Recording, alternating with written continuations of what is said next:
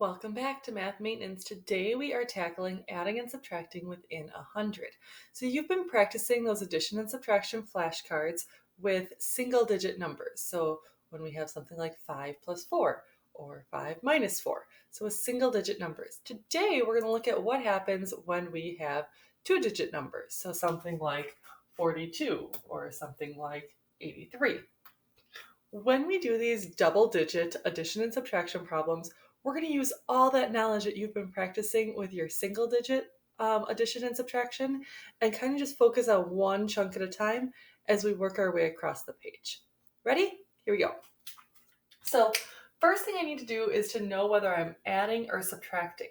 The practice problems in your packet today are mixed together. So it'll be really important that first you pay attention to whether it's an addition sign, so the number should be getting bigger, or a subtraction sign, so we're taking away.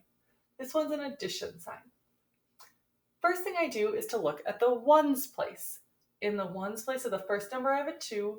In the ones place of the second number, I have a 0. I add the two ones places together. 2 plus 0 equals 2. I put a 2 in the ones place of my answer. Now I look at the tens column.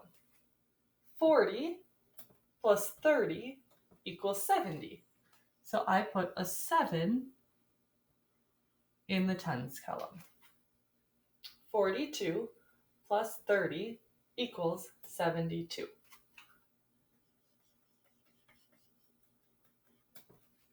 Let's try the next one. There's an extra step. So here I'm seeing, okay, I'm going to add, so my number should be getting bigger. Starting in the ones column, 9 plus 2 equals 11. Ooh, in the number 11, there's a 1 in the one spot, and there's a 1 in the 10 spot. I'm not going to put that one down here. I'm going to put it up on top in my 10 spot, so that when I add the tens column now, I remember to add it on. So 9 plus 2 is 11, a 1 in the 1 spot, and a 1 in the 10 spot. 1 plus 3 is 4, plus another 4 is 8. So an 8 goes in my 10 spot. My answer to 39 plus 42 is 81. Moving on over, this one is a subtraction problem, so I need to make sure that my numbers are getting smaller. 36 minus 5. Start in my ones column. 6 minus 5 equals 1. 3 minus, there's nothing here. When there's nothing here in a number, I know it's like having 0, 10. So I'm really doing 3 minus nothing still equals 3.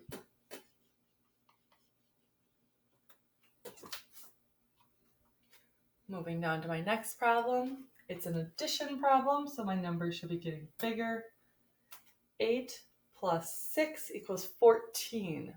Ooh, remember how we talked about 14 has a 4 in the 1 spot and a 1 in the 10 spot. 1 plus 1 is 2. 2 plus 4 is 6.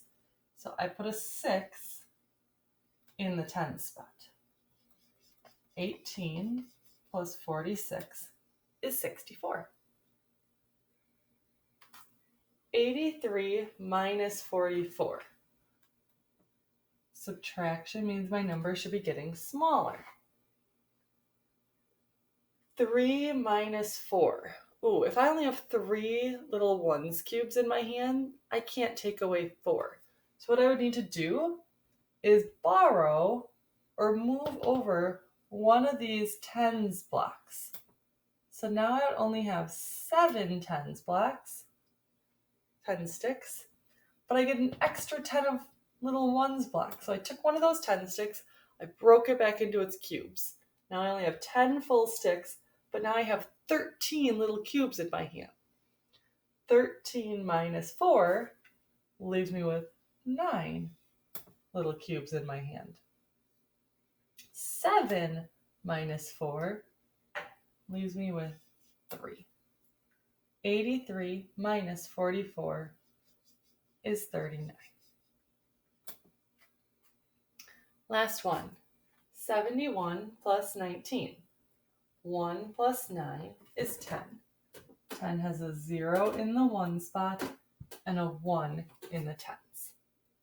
1 plus 7 is 8, plus another 1 is 9.